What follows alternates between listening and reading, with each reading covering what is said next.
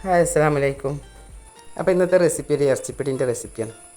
അപ്പോൾ ഈന്തിൻ്റെ പൊടിയും ബീഫും കൂടി വെച്ചിട്ടാണ് ഞാൻ ഈ ഇറച്ചിപ്പിടി ഉണ്ടാക്കുന്നത്. അപ്പോൾ വീഡിയോ എല്ലാവരും മുഴുവനായും കാണുക. ആദ്യമായിട്ട് കാണുന്നവരാണെങ്കിൽ സബ്സ്ക്രൈബ് ചെയ്യുക, കൂടെ തന്നെ ബെല്ലൈക്കണും കൂടി ഒന്ന് പ്രസ് ചെയ്യുക.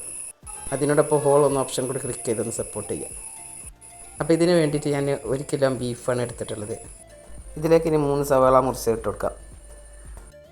ഒരു 3 പച്ചമുളകും കുറച്ച് കറിവേപ്പിലയും കൂടി എടുത്തിട്ടുണ്ട്.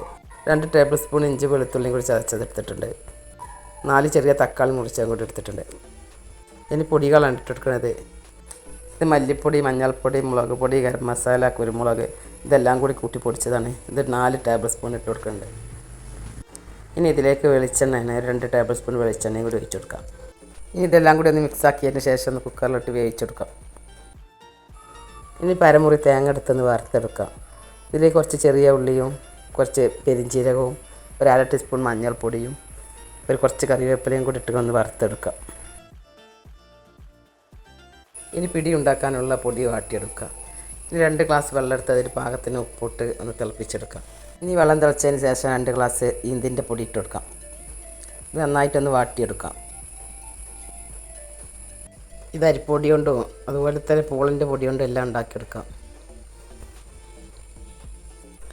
ഇപ്പോൾ പൊടിയെല്ലാം നന്നായി വെന്തിട്ടുണ്ട്. ഇപ്പോൾ വെള്ളമൊക്കെ പാകമായിട്ടുണ്ട്. ഇപ്പോൾ 2 ഗ്ലാസ് വെള്ളത്തേക്ക് 2 ഗ്ലാസ് പൊടി മാത്രം മതി. ഇനി നന്നായി കുഴച്ചെടുത്തിട്ടുണ്ട്. ഇത് ചെറിയ ചെറിയ ഉരുളകളാക്കിയതാണ്. ഇതുപോലെ ആക്കിയെടുക്കാം. ഇതെല്ലാം ഇപ്പോൾ ഇതുപോലെ ആക്കിയെടുത്തിട്ടുണ്ട്. ഇനി നമുക്ക് സ്റ്റീമറിലിട്ട് തന്നെ ആവിക്ക് വേവിച്ചെടുക്കാം. ഇതിപ്പോൾ നന്നായി വെന്തിട്ടുണ്ട്. ഇനി ഇത് അടുപ്പത്ത് നിന്ന് ഇറക്കി വെക്കാം. ഇനിയിപ്പോൾ ബീഫ് വെന്തിട്ടാണ് നോക്കാം. ബീഫ് ഇതാ വെന്തിട്ടുണ്ട്. ഇനി ഈ പിടി ഇതിലേക്ക് ഇട്ട് കൊടുക്കാം.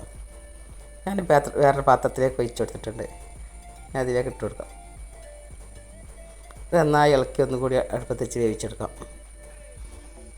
അപ്പോഴൊക്കെ നല്ല കട്ടിയായി വരും. ഇതപ്പോൾ നന്നായി കട്ടിയായി വന്നിട്ടുണ്ട്.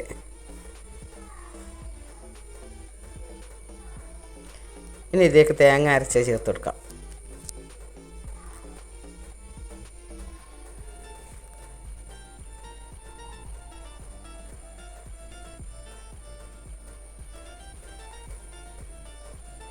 അപ്പോൾ ഇത് റെഡി ആയിട്ടുണ്ട്.